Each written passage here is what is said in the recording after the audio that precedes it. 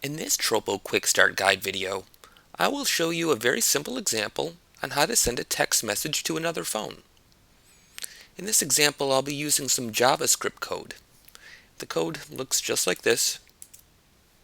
As you can see, it's very simple, 3 lines.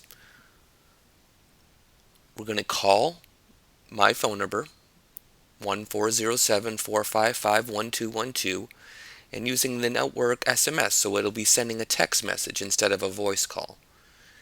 And in my say, which will be the message that's delivered to the phone, don't forget your meeting at 2 p.m. on Wednesday.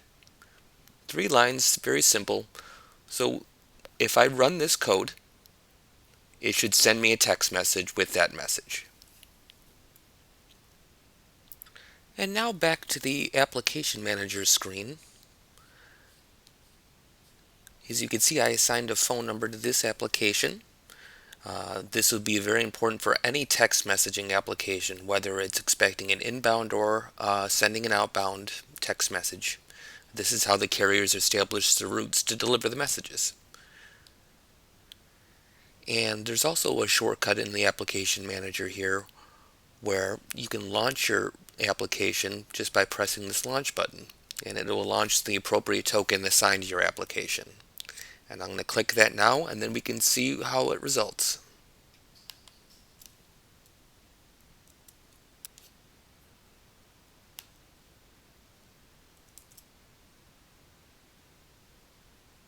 And there's the message received. Don't forget your meeting at 2 p.m. on Wednesday, just like it was specified in the application.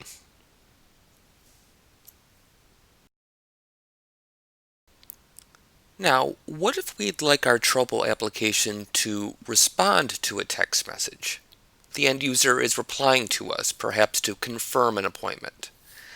Now, if we use the current call initial text property, that will capture the user's response, and then we can respond accordingly. In this simple example, if the user responds yes, our application will send them the message, "Awesome, thank you." If they text us no, the application will send them, "Well, that's just too bad." And if they send us any other response, the application will say, "That's not an option, sorry." Now, let's map this code to our Tropo.com application manager. As you can see, I've done that here, and I do have a phone number assigned to it.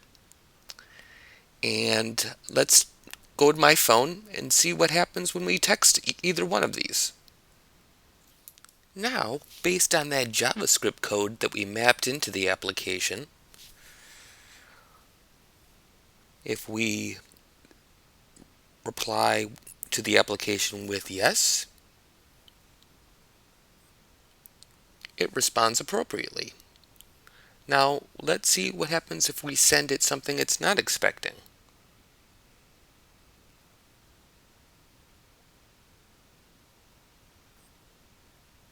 That wasn't an option, sorry, which is also the appropriate response. And let's see if how it responds to no. Again, it responded appropriately.